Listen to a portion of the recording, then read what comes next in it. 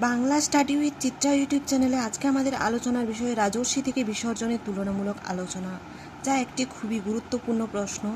তো চলো বেশি দেরি না করে উত্তরটা শুরু করা যাক।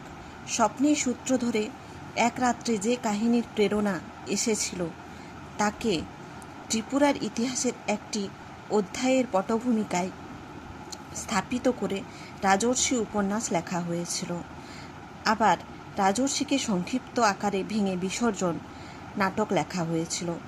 1297 বঙ্গাব্দে রাজর্ষি উপন্যাসের প্রথম অধ্যায় থেকে বিসর্জন নাটকটি প্রকাশিত হয়েছিল।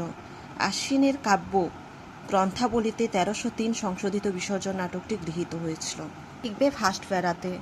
এরপর দেখো নেক্সট প্যারা।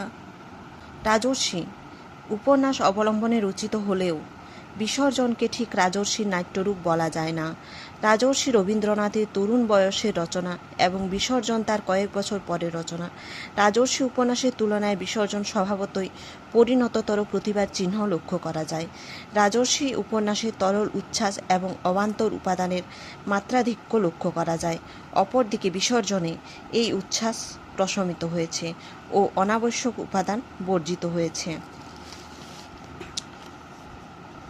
রাজর্ষি উপন্যাসে জয়সিংহের মৃত্যুর পরেও রঘুপতির ধর্মান্ধতা ও পাপবৃত্তি নির্বাসিত হয়নি। নানা ঘটনা ও অভিজ্ঞতার পরে রঘুপতির পরিবর্তন এবং গোবিন্দমাণিক্যের স্বেচ্ছায় বলিদানের পরে রাজর্ষির সমাপ্তি ঘটেছে। অপরদিকে বিসর্জনে জয়সিংহর আত্মসমর্পণের পরে রঘুপতির পরিবর্তন ঘটেছে এবং নাটকটির সমাপ্তি ঘটেছে। রাজর্ষির হাসি, কেদারেশ্বর, বিল্বন, সুজা এই চরিত্রগুলি বিসর্জনে পাওয়া যায় না। ধ্রুবর ভূমিকা রাজর্ষির তুলনায় বিসর্জনে একান্তই গৌণ।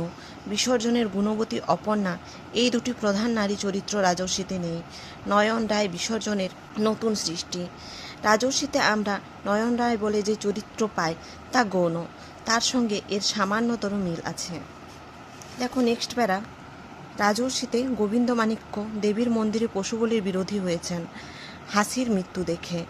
এই বলিবন্ধের আদেশ দেওয়ার পরও তার মনে মাঝে মাঝে দ্বিধা ও সংশয় প্রদর্শিত হয়েছে। অপরদিকে বিসর্জনে গোবিন্দমাণিক্য ছাক শিশুর জন্য অপর্ণার বিলাপ শুনে পশু বলিকে অন্যায় বলে মনে করেছেন, কিন্তু মুহূর্তের জন্যও এ সম্বন্ধে তার মনে সংশয় দেখা যায়নি।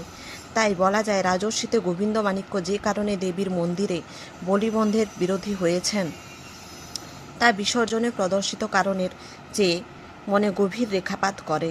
বস্তুত রাজর্ষি ও বিসর্জন গ্রন্থে সংস্কার ও প্রেমের সংঘাত দেখানো হয়েছে। দেখো নেক্সট প্যারা। বিসর্জনে প্রকৃতির বিশেষ কোনো ভূমিকা নেই, তবে রাজর্ষিতে প্রকৃতির বর্ণনা একটি বিশেষ স্থান জুড়ে আছে। যেন বলা যায় প্রকৃতির জীবন্ত সত্তা এবং উপন্যাসের বিভিন্ন চরিত্রের, বিশেষ করে জয়সিংহের হৃদয়ের কথা প্রকৃতির সঙ্গে এক সূত্রে গাঁথা আছে।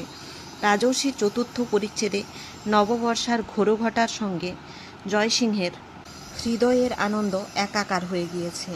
আবার পঞ্চম পরিচ্ছেদে বর্ষার উন্মত্ততা লীলার মতো জয়সিংহের হৃদয়ের হাহাকার মিলেমিশে একাকার হয়ে গিয়েছে।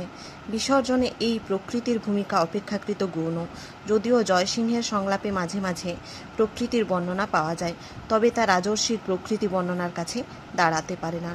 তোমাদের যদি নোটসটা ভালো লাগে তাহলে অবশ্যই লাইক, কমেন্ট, সাবস্ক্রাইব করে দিও আমাদের চ্যানেলটা। আর এই নোটসটা তোমাদের বন্ধুদের সঙ্গেও শেয়ার করে দিও, যাতে তাদেরও হেল্প হয়। এবং এর পরবর্তীতে তোমাদের যদি আরও কোনো নোটসের প্রয়োজন হয় অবশ্যই সেটা কমেন্ট করে জানাবে। ধন্যবাদ।